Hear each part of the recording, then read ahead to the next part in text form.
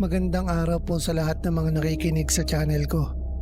Ako po ang inyong lingkod, Misteryo.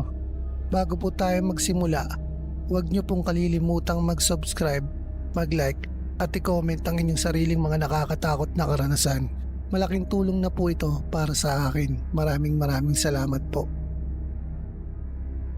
Magandang araw po sa inyo, Sir Misteryo. Lalong-lalo na po sa mga masusugid na listener ng channel nyo. Hindi ko na po babanggitin ang eksaktong lugar dito sa amin sa Quezon Province. Tawagin nyo na lang po akong Myra. Mas mabuti na pong hindi ko sabihin kung saang bayan ito nangyari. Basta po, dito po ako sa Quezon Province nakatira. Dahil hanggang ngayon ay may mga umuupa pa rin sa bahay na iyon. Ayoko pong makadagdag ng takot o makaapekto sa mga taong kasalukuyang nakatira roon. Nangyari po ito noong bagong lipat kami sa isang maliit na paupahan matapos akong matanggap bilang guro sa isang pribadong paaralan. 2 palapag ang bahay, pero luma na ang estruktura. Ang banyo ay nasa ibaba, sa likod ng kusina. Medyo madilim at laging malamig kahit tirik ang araw. Noong una, wala naman ako napapansin. Tahimik ang lugar, mabait ang kapitbahay, pero may kakaibang pakiramdam ang banyo. Hindi ko may paliwanag pero parang mabigat ang hangin doon. Minsan kahit bagong linis, may amoy na parang matapang na kemikal na hindi mawala-wala. Akala ko guni-guni ko lang. Isang gabi, habang naliligo ako, may narinig akong mahina pero malinaw na tunog ng pagtalsik ng tubig. Parang may batang naglalaro sa loob ng batya. Huminto ako sa pagbubuhos ng tubig. Tumahimik ang paligid. Pagkatapos ng ilang segundo, may narinig akong mahina na iyak. Boses ng bata. Napatingin ako sa pintuan ng banyo. Nakasarado iyon. Mag-isa lang ako sa bahay. Mula noon, halos gabi-gabi na akong may naririnig na parang may maliit na paa na nagtatakbuhan sa sahig ng kusina. Minsan, may tunog na parang may kamay na humahampas sa tubig. Hindi ko na kinaya. Kinausap ko ang isang matandang kapitbahay na matagal na raw doon nakatira. Doon ko nalaman ang nakaraan ng bahay. Ayon sa kanya, ilang taon na raw ang nakakalipas nang tumira roon ang isang mag-asawa kasama ang maliit nilang anak na babae. Mga 5 taong gulang pa lang yung bata. Tahimik daw ang pamilya. Pero madalas marinig ang pag-aaway ng mag-asawa. Hanggang isang araw, umalis ang lalaki. May iba na raw kinakasama. Naiwan ng babae at ang bata. Sabi ng kapitbahay, napansin daw nila na ilang araw nang hindi lumalabas ang mag-ina. Hanggang sa may naamoy na raw silang kakaiba. Nang pilitin buksan ang bahay, doon nila natagpuan ang bangkay ng ina sa kwarto. Nakahiga sa sahig. May bote ng sondrok sa tabi niya. At sa banyo, sa loob ng batya, ang katawan naman ng bata ang natagpuan. Hindi ko na po inusisa ang detalye. Hindi ko na kinaya. Simula nang malaman ko iyon, mas naging malinaw ang mga nararanasan ko. Isang madaling araw, nagising ako dahil may tumutulo sa kisame ng kwarto ko. Pagbangon ko, wala namang tubig. Pero may naririnig akong patak galing sa ibaba. Dahan-dahan akong bumaba ng hagdan. Bukas ang ilaw sa banyo. Pero sigurado akong pinatay ko iyon bago ako matulog. Paglapit ko, nakita kong basahan sahig. May tubig na umaagos mula sa loob. Nanginginig ang kamay ko habang tinutulak ang pinto. Sa loob, punong-puno ng tubig ang batya. Umaapaw, pero walang bukas na gripo. At sa ibabaw ng tubig, may nakita akong maliit na kamay na unti-unting lumulubog. Napatras ako at napasigaw. Pagbalik ko ng tingin, normal na ulitan lahat. Walang tubig sa sahig, walang laman ng batya.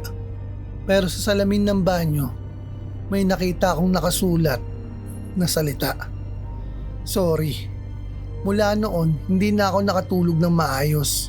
Minsan, habang nag-iisa ako sa sala, may naramdaman akong malamig na yakap sa likod ko. Parang may batang nakadikit sa akin. Minsan naman, may anino ng babae na nakatayo sa may pintuan ng banyo. Nakatingin lang sa akin. Basang-basa ang damit. Hindi sila galit, Mas nakakatakot pa nga dahil mukha silang wasak. Parang hindi niya matanggap ang ginawa niya. Hindi ako nagtagal. Umalis ako makalipas ang 1 linggo. Hanggang ngayon, may mga gabi pa rin na napapanaginipan ko ang isang batang nakalublob sa tubig, nakadilat ang mga mata, at isang ina na paulit-ulit na sinusubsob ang batang ito. Maraming salamat po Sir Misterio sa pagbibigay daan sa kwento ko. Sana po ay magsilbing paalala ito na hindi lahat ng sugat ay nakikita at may mga trahedyang hindi agad napapatahimik kahit lumipas na ang maraming panahon. Mag-iingat po tayong lahat at more powers po sa channel nyo, Sir Misterio.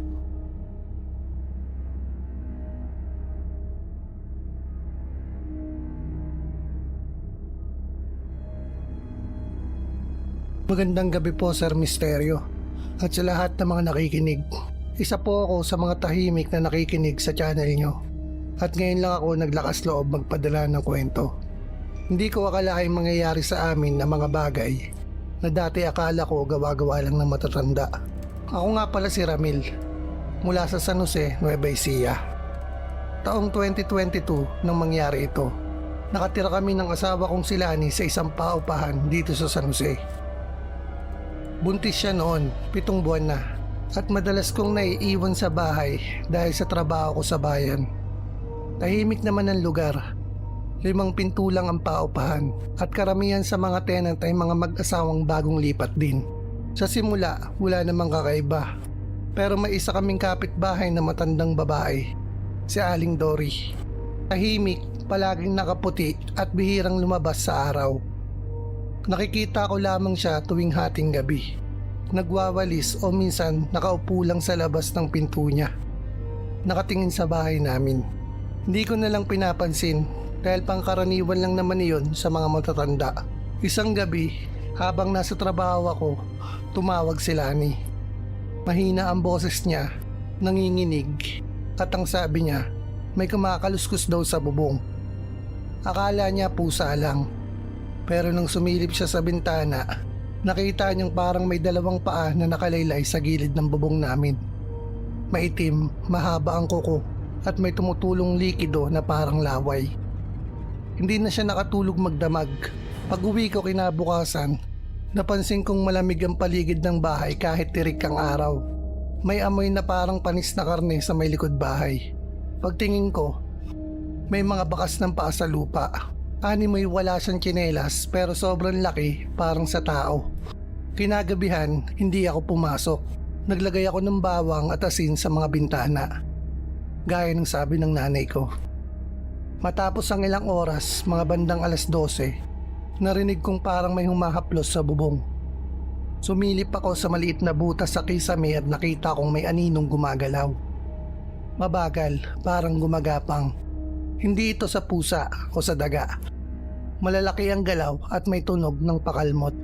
Maya-maya narinig ko si Lani na umuungol sa kama. Nang lapitan ko, nanginginig siya. Pawis na pawis at sabi niya, parang may malamig na hangin na dumadampi sa tiyan niya. Niyakap ko siya pero sa sulok ng mata ko, parang may aninong dumaan sa bintana. Mabilis, kulay itim at may mahahabang daliri. Kinabukasan, lumapit ako sa may-ari ng paupahan. Ang sabi niya, dati raw may nakatira sa unit sa dulo na biglang nawala. Ang chismis, anak daw ni Aling Dory yun at buntis din. Pero natagpuang wala ng buhay, tuyot na tuyot ang katawan niya na para bang nilamon ng kung ano. Kinagabihan, nagdasal ako ng matagal. Naglagay ako ng buntot pagi at rosaryo sa may pintuan na nanggaling sa pinsang kong si Jory. Pero bago ako makatulog, naamoy ko na naman yung panis na karne.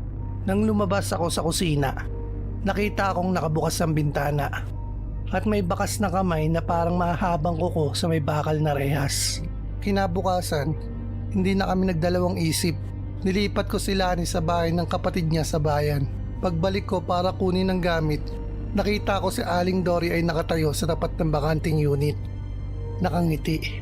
Ang mga mata niya mapula at may bakas ng dugo sa gilid ng mga labi. Simula noon, hindi na ako bumalik sa paupahang yon.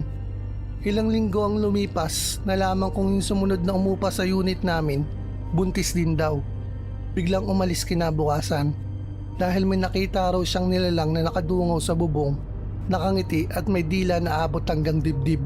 Hanggang ngayon tuwing maririnig ko ang tunog ng kaluskos sa bubong tuwing gabi, napapaisip ako kung nakasunod ba sa amin si Aling Dory, kung may bago na naman siyang binabantayan.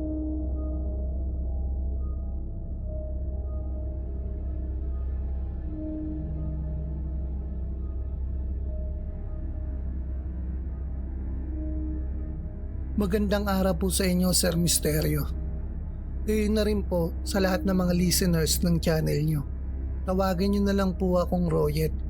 Taga Mindoro po ako. Gusto ko na lang pong itago ang eksaktong lugar ng pinangyarihan ng kwento ko. Dahil hanggang ngayon ay may mga nakatira pa rin doon at nagpapaupa pa rin ang may-ari. Ayoko pong magdulot ng takot o gulo, lalo na't anumang oras ay maaari silang bumalik sa tinitirhan nila roon. Nangyari po ito noong nagdesisyon ako magsimula ulit matapos ang ilang personal na problema. Nakahanap ako ng murang paupahan, isang lumang bungalow na bahay na medyo nakatago sa dulo ng isang makitid na daan. Napapaligiran ito ng matatandang puno ng mga mangga at santol at parang laging may kakaibang katahimikan sa paligid. Sa unang tingin, maayos naman po ang bahay. Luma pero matibay ang pagkakayari. May 2 kwarto, maliit na sala, kusina at banyo sa likod. Ang sabi ng may-ari, matagal na raw iyong bakante dahil umuwi na raw sa probinsya ang dating umuupa. Unang linggo ko pa lang doon, may pakiramdam na akong hindi maipaliwanag. Hindi naman ako madaling matakot, pero may bigat sa hangin sa loob ng bahay. Parang hindi ka nag-iisa kahit ikaw lang ang naroon. Tuwing gabi, may mga pagkakataong naririnig ko ang may hinang yabag sa sala. Hindi sila kaluskos ng daga o pusa. Mabagal at sobrang bigat. Parang may naglalakad na tao. Akala ko nung una baka pagod lang ako at guni-guni ko lang. Isang gabi, habang nanonood ako ng TV, biglang namatay ang ilaw. Brownout sa buong lugar, pero ang kakaiba, sa loob ng bahay ko lang ang parang mas malamig ang hangin. Habang nag-a-adjust ang mata ko sa dilim, may nakita akong anino sa may pintuan ng kusina. Hindi siya gumagalaw, nakatayo lang. Inisip ko baka epekto lang ng liwanag ng buwan. Pero nang dumaan ng ulap at nawala ang sinag, nandoon pa rin ang hugis. Mas malinaw na ngayon. Parang isang matangkad na lalaki. Hindi ko alam kung ilang segundo akong nakatitig doon bago ako napapikit. Nang maglakas loob akong tumingin ulit, wala na siya. Kinabukasan, kinausap ko ang isang kapitbahay na matagal nang nakatira roon. Doon ko nalaman ng totoo. Mahigit 15 taon na raw ang nakakalipas. Isang buong pamilya ang minasakar sa loob mismo ng bahay na inuupahan ko. Mag-asawa at 2 nilang anak. Hanggang ngayon daw, hindi pa rin nahuhuli ang gumawa. Ayon sa chismis, personal na galit daw ang motibo. Isang gabi raw, narinig ng mga kapitbahay ang sigawan pero walang naglakas loob na lumapit. Natagpuan na lang daw kinabukasan ang mga bangkay ng mag-asawa sa sala at ang 2 bata sa loob ng kwarto. Hindi ko agad pinaniwalaan, pero habang kinukwento niya iyon, napansin kong hindi siya makatingin ng diretso sa bahay. Parang may takot pa rin sa mga mata niya. Simula nang malaman ko iyon, mas naging malinaw ang mga nararanasan ko.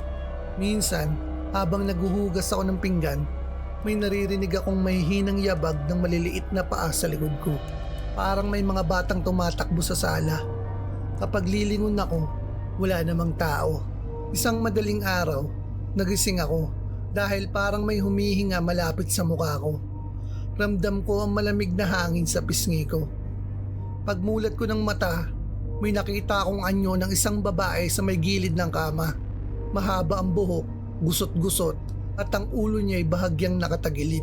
Sa likod niya, sa may pintuan, may 2 mas maliliit na anino. Hindi sila malinaw pero alam kong hindi sila imahinasyon lang. Hindi ako makasigaw, parang may pumipigil sa lalamunan ko. Unti-unti silang umatras papunta sa labas ng kwarto at doon ko narinig ang mahinang iyak ng bata. Isang iyak na punong-puno ng takot. Kinabukasan, nagpasya na akong umalis. Habang nag-iimpake ako, napansin ko ang mga marka sa sahig ng sala. Parang mga lumang mantya na hindi tuluyang natanggal. Dati, hindi ko iyong pinapansin. Pero ngayon, parang mas malinaw ang hugis. Parang may hinilan noon sa sahig. Hindi ko na hinintay pang maranasan ulit iyon. Umalis ako agad kinahapunan. Pero hanggang ngayon, may mga gabi pa rin na napapanaginipan ko ang isang pamilya na nakatayo sa dulo ng kama ko. Hindi na sila galit. Hindi sila sumisigaw. Nakatingin lang sila.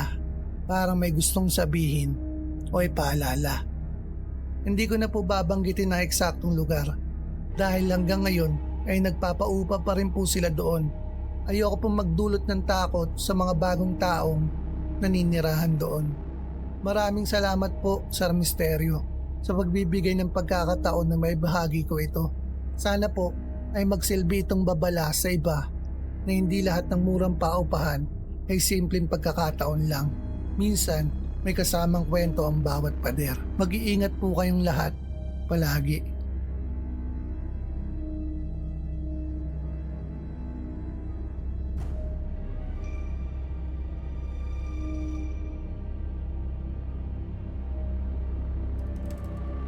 Magandang araw po, Sir Misterio. Pati na rin po sa lahat ng mga nakikinig sa channel mo. Tago niyo na lang po ako sa pangalang Lim, isang dressmaker. Noon pa man, mahilig na akong makinig sa mga kwento niyong tungkol sa kababalaghan. Pero hindi ko akalain na mararanasan ko rin mismo yung mga bagay na dati napapakinggan ko lang sa radyo. Noong 2021, naglipat kami ng anak ko sa isang paupahan sa Angeles City. Maganda naman. Bagong pintura, malinis at mura pa. May 6 na unit doon at kami lang ang tumira sa dulo. Sa unang linggo, wala namang kakaiba. Pero habang tumatagal, napapansin kong tuwing alas 10 ng gabi, parang may naglalakad sa labas ng unit namin. Suot ang tsinelas na lumalangit-ngit. Pagbukas ko ng pinto, wala naman. Nagising ako sa tunog ng gripo sa lababo. Pagbukas ko ng ilaw sa kusina, bukas nga ang gripo. Umaagos ang tubig. Pero ang nakakakilabot, may bakas ng basang paa papunta sa kwarto ng anak ko. Nang sinundan ko, tumigil sa mismong tapat ng kama niya. Pagtingin ko sa anak ko, mahimbing pa rin ng tulog. Kinabukasan, kinausap ko yung landlord. Ang sabi niya, baka daw daga lang o sira ang tubo. Pero nung tinanong ko kung may nakatira dati sa unit namin, bigla siyang natahimik. Paglaon, umamin din siya. May mag-asawang nakatira daw doon dati at ang babae nalunod sa banyo ilang taon na ang nakakalipas. Hindi lang alam ng may-ari kung may kinalaman ng asawang lalaki sa pagkamatay nito dahil imposible nga naman na merong taong malunod sa batya o sa isang timba sa banyo nila. Mula noon, tuwing gabi bago ako matulog, lagi akong may naririnig na babae na kumakanta sa lababo. Mahina, parang lalabay. Isang beses sinubukan kong i-record gamit ang cellphone. Pero pag playback ko, puro static lang. Hanggang sa isang gabi, pag uwi ko galing trabaho, nakita kong bukas ang pinto namin. Akala ko nanakawan kami. Pero nang pumasok ako, lahat ng gamit nasa ayos. Ang kakaiba, may basang tuwalya na nakasampay sa upuan. Samantalang umalis akong tuyo ang lahat. Kinabukasan, nagdesisyon na akong lumipat. Pero bago ako umalis, nagpasalamat ako ng mahina sa hangin. Sabi ko, salamat sa pagpapatira sa amin. Hindi ko alam kung bakit ko nasabi yon, pero parang kailangan ko lang talagang magpaalam. Hanggang ngayon, kahit nasa bagong bahay na kami, minsan kapag gabi, naririnig ko pa rin yung parehong himig mula sa lababo.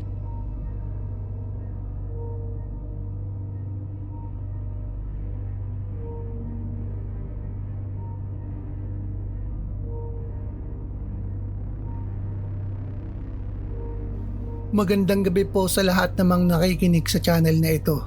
At sa inyo na rin po siyempre, Sir Misterio. Tawagin niyo na lang po akong Adrian. Hindi ko na rin po babanggitin ang eksaktong lugar dito sa amin sa Laguna. Dahil hanggang ngayon ay nagpapaupa pa rin ang may-ari ng apartment na iyon. Ayoko pong magdulot ng iskandalo o problema. Lalo na't may mga bago na naman pong umuupa roon. Isa po akong call center agent noon at naghahanap ng malilipatang malapit sa trabaho. May nakita akong maliit na studio type na apartment. Mura ang renta, maayos ang pintura at tahimik ang compound. 2 unit lang ang magkaharap at nasa dulo pa kaya hindi masyadong matao. Unang linggo ko roon, maayos naman ang lahat. Tahimik, malinis, pero may kakaiba akong napapansin sa kwarto, lalo na sa may kisame bandang gitna. Parang may bakas doon na tinakpan lang ng bagong pintura. Di ko na po masyadong inusisa. Isang gabi, habang nagpapahinga ako, may namoy akong pabango ng lalaki. Matapang pero pamilyar. Parang ginagamit sa mga formal na okasyon. Hindi ako gumagamit ng pabango sa bahay at wala rin akong bisita. Akala ko po Sir Misteryo, guni-guni ko lang. Pero hindi doon natapos. Tuwing madaling araw, mga bandang 3:00, may naririnig akong mahinang paghikbi. Hindi malakas, parang pilit na pinipigilan ng pag-iyak. Galing ito sa loob mismo ng unit ko. Sa una, inisip ko baka sa kabilang unit nang gagaling. Pero nang minsang lumabas ako para sumilip, walang tao sa katapat na apartment. Bakante lang po yun. Doon na ako kinabahan. Isang gabi, nagising ako na nakaharap sa kisame. Hindi ko alam kung bakit bigla akong nagising, pero pakiramdam ko may nakatitig sa akin. Pagdilat ko po, may nakita akong anino na nakabitin diretso sa itaas ng kama ko. Hindi malinaw ang muka, pero malinaw ang hugis ng katawan. Parang may lubid sa leeg. Hindi ako makagalaw. Tinitigan ko lang siya habang unti-unting umiikot ang katawan niya na parang dahang-dahang umiindayog. Nang pumikit ako at nagdasal sa isip ko, bigla na lang nawala ang anino. Kinabukasan, kinausap ko ang caretaker. Doon ko nalaman ang totoong nangyari noon. Dati raw, may mag-live-in doon, parehong lalaki. Tahimik lang daw ang dalawa, pero halatang mahal ang isa't isa. 1 taon din silang tumira roon.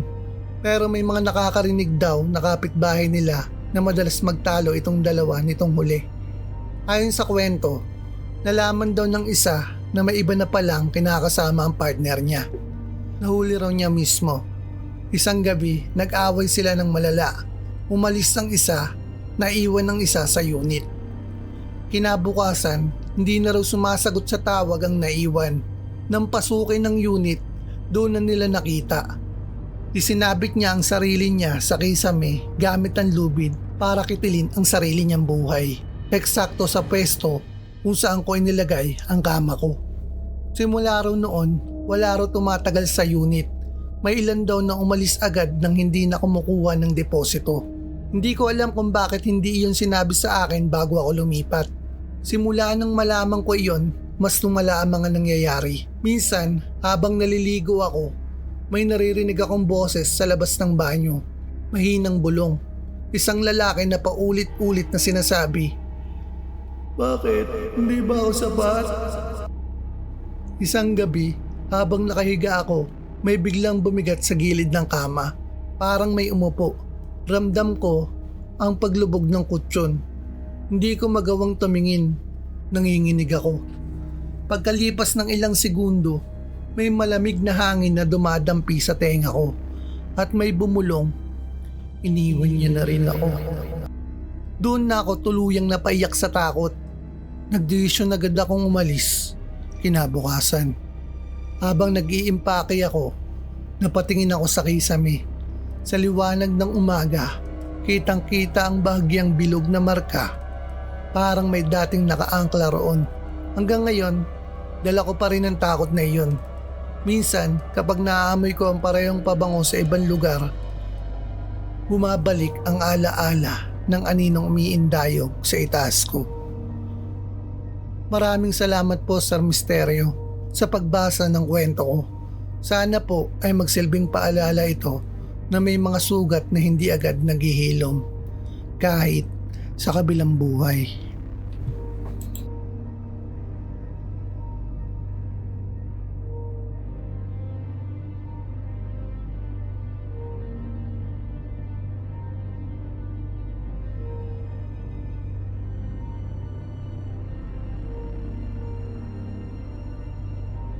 Magandang gabi po sa lahat ng mga nakikinig. At sa inyo rin Sir Misterio. Tawagin niyo na lang po akong JC, isang graphic artist. At gusto ko pong ibahagi ang naging karanasan ko noong nangungupahan pa ako sa San Pedro, Laguna. Hindi ko po alam kung anong klaseng nilalang o kaluluwang nandoon. Pero sigurado akong may hindi normal sa paupang yun. Noong 2022, lumipat ako sa isang maliit na apartment malapit sa highway. Isang kwarto lang siya pero maayos at mura. Ang sabi ng may-ari, dati raw may call center agent na nakatira doon. Pero umalis bigla dahil nagka-problema raw. Hindi ko na po yun pinansin. Unang gabi ko pa lang, medyo hindi na ako mapakali. Ramdam mo talaga na malamig sa loob kahit tanghaling tapat. Akala ko aircon lang ng katabi kong unit. Pero sa tuwing papatayin ko ang ilaw sa gabi, palaging may naririnig akong tunog ng paa sa kisame. Mabigat, mabagal, para itong naglalakad.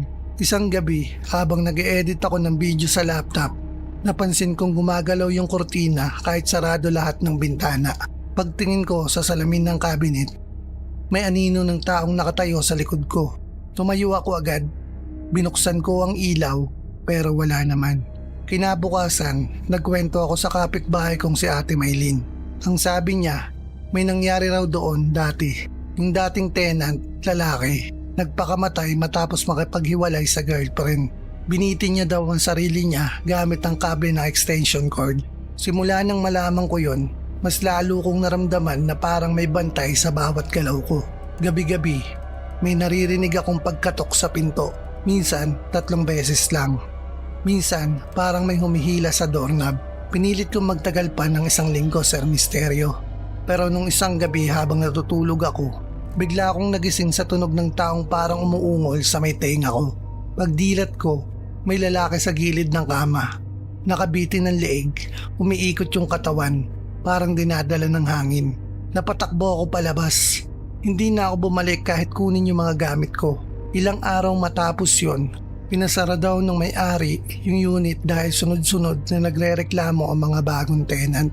Pareho lahat ng karanasan ko. Hanggang ngayon kapag nadadaan ako sa dati kong tinitirhan, sarado pa rin yung unit pero may ilaw pa rin na nakasindi tuwing gabi.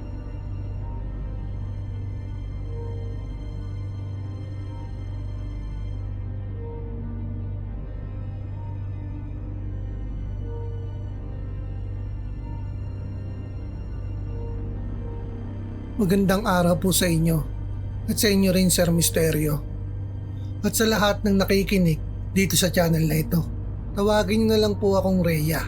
Hindi ko na po babanggitin ang eksaktong lugar namin. Pero ito po ay isang maliit na bayan sa Quezon Province. Matagal ko na pong gustong ibahagi ang karanasang ito. Pero hanggang ngayon, nanginginig pa rin ako tuwing naaalala ko ang paupahang tinirang ko noon. Nagsimula ang lahat noong 2022 nang mag-decide akong bumukod. Nakakita ako ng murang paupahan, isang lumang 2 palapag na bahay na hinati-hati sa maliliit na kwarto. Tahimik ang lugar, medyo looban, napapalibutan ng malalaking puno ng mangga at niyog. Ang may-ari, isang matandang babae na tawagin na lang nating Aling Cora, ay parang nagmamadaling maiparenta sa akin ng natitirang kwarto sa dulo ng pasilyo sa 2 palapag. Noong una, wala naman ako napansin. Luma ang sahig, kahoy ang hagdan at may kakaibang amoy ang kwarto. Parang pinaghalong alikabok at lumang aparador na matagal nang hindi nabubuksan. Noong una, wala naman akong napapansin pero pagsapit ng 3 gabi, doon na nagsimula ang hindi ko may paliwanag. Bandang 2:00 ng madaling araw, nagising ako sa tunog ng marahang pagkatok sa pinto. 3 sunod-sunod na katok, mahina pero malinaw. Akala ko kapitbahay lang sa kabilang kwarto, kaya hindi ko na pinansin. Pero maya-maya, narinig ko naman ang mabagal na pagkaladkad ng kung anong mabigat sa labas ng pinto ko. Parang may hinihila sa sahig. Kinabahan ako. Sumilip ako sa ilalim ng pinto. May anino. Hindi ko makita ang paa, pero may nakatayong hugis ng tao sa mismong harap ng pinto ko. Hindi ito gumagalaw. Halos hindi ako makahinga habang nakatitig sa aninong iyon. Ilang minuto ang lumipas bago ito dahan-dahang umurong, kasabay ng tunog ng paglangit-ngit ng kahoy na sahig. Kinabukasan, tinanong ko ang katabi kong nangungupahan kung may narinig ba siya kagabi. Nagtaka siya, wala raw siyang narinig at wala rin daw umakyat sa hagdan dahil sarado ang gate ng paupahan pagsapit ng 10:00 ng gabi. Lumipas ang mga araw at mas lalong lumala ang mga pangyayari. May mga pagkakataong pag-uwi ko galing trabaho, bukas ang ilaw ng kwarto ko kahit sigurado akong pinatay ko iyon. May mga gamit akong nawawala tapos biglang makikita sa ilalim ng kama. Pero ang pinakamatindi, isang gabi nagising ako dahil pakiramdam kong may nakatitig sa akin. Pagdilat ko, may babaeng nakaupo sa paanan ng kama ko. Mahaba ang buhok niyang basang-basa at nakatakip sa kanyang muka. Nakayuko siya at ang suot ay parang lumang bestida na kulay puti pero nangingitim na sa dumi. Dahan-dahan niyang iniangat ang ulo niya. Wala siyang mga mata. Itim ang mga butas sa mukha niya at tila may tubig na tumutulo mula roon. Pagkatapos, gumapang siya papalapit sa akin sa ibabaw ng kama. Doon ako napasigaw. Nagising ako sa sarili kong sigaw at wala na siya. Akala ko bangungot lang, pero nang umaga na, may basa at maputik na bakas ng kamay sa paanan ng kama ko. Hindi na ako nakatiis. Kinausap ko na si Aling Cora. Doon niya sinabi ang hindi niya agad sinabi sa akin nung una pa lamang. Ang kwarto raw na inuupahan ko ay dating tinirhan ng isang dalagang buntis na iniwan ng kanyang nobyo. Ayon sa kwento, kinitil niya ang kanyang sariling buhay sa loob mismo ng kwarto. Ibinitin niya ang sarili niya sa kisame gamit ang tali ng kulambo. Ilang araw bago siya natagpuan. Ayon sa chismis, bago siya mawalan ng hininga ay palagi raw siyang umiiyak sa gabi at may kinakausap na hindi nakikita. Mula noon, ilang beses na raw napapalitan ang mga nangungupahan sa kwarto na iyon. Lahat sila hindi tumatagal ng 1 buwan. At ako ang pinakamatagal, 2 linggo. Kinabukasan, umalis na ako agad. Hindi ko na kinuha ang dineposit ko. Mas pinili kong umalis kaysa manatili pa roon. Pero hanggang ngayon, minsan sa gitna ng gabi, nagigising ako sa tunog ng 3 marahang katok. At kapag sumisilip ako sa ilalim ng pinto ng kwarto ko ngayon, may anino pa rin. Hindi ko alam kung sumunod ba siya sa akin o baka hindi talaga ako nakaalis sa paupahang iyon. Hanggang dito na lang po muna ang maibabahagi ko. Sana po ay hindi na maulit sa kahit kanino ang naranasan ko. Ngunit kung sakaling makarinig kayo ng 3 katok sa gitna ng gabi, wag na wag kayong sisilip sa ilalim ng pinto nyo.